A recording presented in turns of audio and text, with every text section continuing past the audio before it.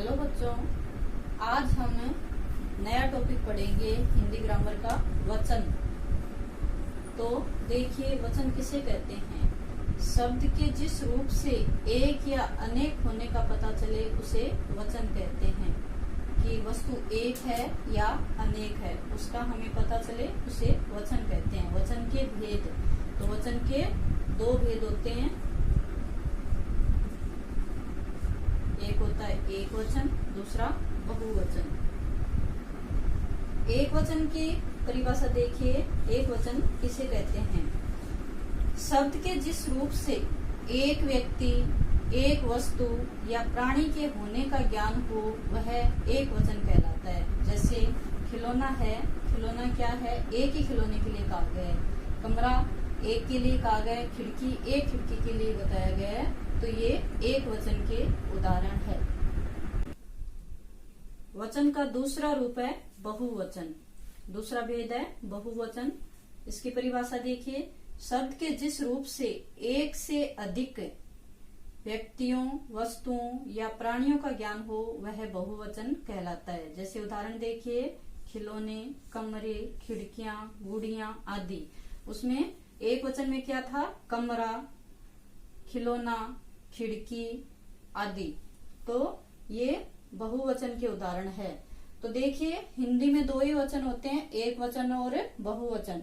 लेकिन संस्कृत में तीन वचन होते हैं, एक वचन, द्विवचन और बहुवचन।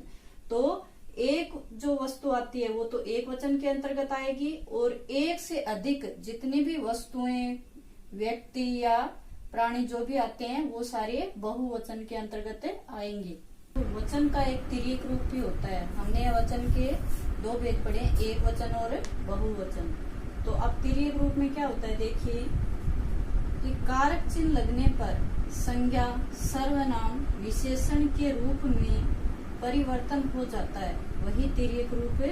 यानी तिर्यक का अर्थ होता है टेढ़ा, तो उसका टेढ़ा रूप बन जाता है। जैसे आकारांत पुल्लिंग का एकारांत में परिवर्तन। आकारांत किसे कहते हैं? जैसे लास्ट की जो पीछे की जो मात्रा आती है, जैसे लड़का, तो ये क्या आ गई? आ मात्रा आ गई, तो इसे बोलते हैं आकारांत। और लड़के ये आ गई, तो इसे बोलते हैं, एक ही मात्रा आई है तो ये बन गया एकारांत। और लड़की, लड़की आई है तो ई की मात्रा आई है तो ये बन गया इकारांत। इस तरह आ से आकारांत, ए से एकारांत, ई से इकारांत, तो ये हो जाते हैं इनका पुल्लिंग रूप। तो आकारांत पुल्लिंग का एकारांत में परिवर्तन। तो अब इसके उदाहरण देखिए। इसके उदाहरण पढ़ोगे तभी ये समझ में आएगा। जैसे लड़का है तो ये एक वचन है, लड़के हमने पढ़े बहुवचन। लेकिन अब इनके आगे कारक चिन्ह लग गए हैं, जैसे ने लग गया, को लग गया, से लग गया, के लिए।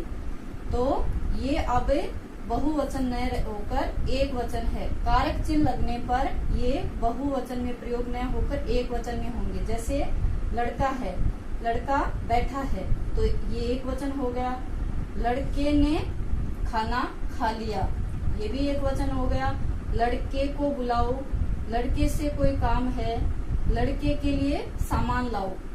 तो ये सारे हमने कारक चिन्ह लगा दिए। अगर ये कारक चिन्ह नहीं होते तो यहाँ लड़के बहुवचन हो जाता, लेकिन हमने कारक चिन्ह लगा दिए तो इसकी वजह से ये एक वचन हो रहे हैं। तो जहाँ भी कारक चिन्ह लग जाते हैं तो वो एकारांत एक वचन के अंतर्गत ही आते हैं। ऐसे ये दूसरा उदाहरण है कमरा। कमरा एक वचन है, लेकिन हमने पीछे कमरे को बहुवचन में देखा है। तो अगर ये अकेला होता है तब ये बहुवचन के अंतर्गत आता है। जब हम इसके साथ कारक चिन्ह का प्रयोग कर देते हैं, जैसे कमरे में कोई बैठा है, कमरे के लिए कुछ करना पड़ेगा, कमरे में सामान रखवाओ, तो ये एक के लिए कहा जा रहा है। कारक चिन्ह लगने के बाद सारे एक वचन के अंतर्गत ही आएंगे। अगर ये अकेले आते हैं तभी बहुवचन के अंतर्गत आते हैं। अब देखो, एक वचन से बहुवचन बनाने के लिए विशेष नियम है। तो पहला देखिए, यदि शब्द के अंत में आ हो तो बहुवचन बनाने के लिए आ के स्थान पर ए कर देंगे। जैसे बेटा है तो इसमें देखो आ की मात्रा लगी है। तो इसको हमने बेटे कर दिए। ऐसे ही लड़का है तो आ की मात्रा लगी है, अब इसको ए बना दिया। घोड़ा है, घोड़े बना दिए, तो आ की जगह हमने ए की मात्रा लगा दी है। कमरा है, कमरे, तो ये सारे बहुवचन बन रहे हैं, एक वचन से बहुवचन बन रहे हैं। लेकिन जब हम इनके साथ कारक चिन्ह लगा देंगे तो ये एक वचन से एक वचन के अंतर्गत ही रहेंगे, न कि बहुवचन। और बिना कारक चिन्ह के है तो ये एक की मात्रा लगाने पर बहुवचन बन जाएंगे।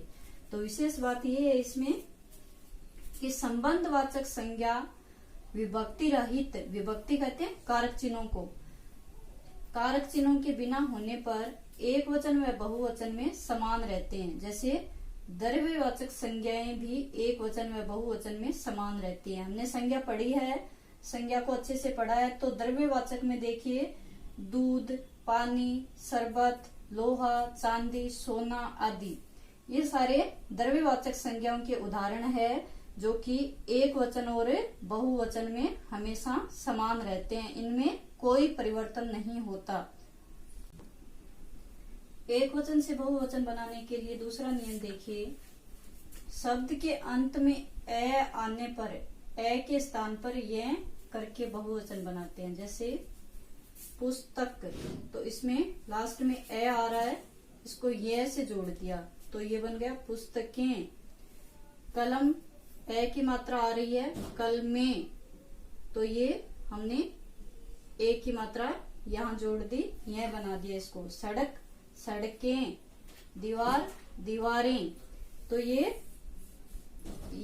जोड़कर हमें बहुवचन बनाते हैं कि जहां शब्द के अंत में ए आ रहा हो तो ए के स्थान पर यह करके इसको बहुवचन में बदलते हैं। अब तीसरा नियम देखिए, शब्द के अंत में ई आने पर इनके स्थान पर ई करके या जोड़ने से बहुवचन रूप बन जाता है। जैसे नारी है, तो नारी में देखो बड़ी ई की मात्रा आ रही है। जब हम बहुवचन में बदलेंगे, चाहे यहाँ छोटी ई की मात्रा हो या बड़ी ई की मात्रा हो, तो दोनों को ही हमें छोटी ई बना के यहाँ कर देंगे, तो ये बन गया नारी का नारियां। ऐसे ही साड़ी का साड़ियां, यहाँ भी हमने छोटी ई लगा दी है। दवाई का दवाइयां, नदी का नदियां, तो यहाँ देखिए चाहे ई छोटी ई हो या बड़ी ई, तो हम जब बहुवचन बनाएंगे तो इसको छोटी ई में बदलकर यहाँ कर देंगे, तो ये सारे शब्द एक वचन से बहुवचन बन जाएंगे। आज हम इतना ही पढ़ेंगे, अगले जो नियम है नेक्स्ट पार्ट में पढ़ेंगे। तो मैं आशा करती हूँ कि आज जो मैंने पढ़ा है वो आपको अच्छे से समझ में आ गया होगा। तो अगर समझ में अच्छे से आए तो मेरे वीडियो को लाइक कीजिए और चैनल को सब्सक्राइब कीजिए। धन्यवाद।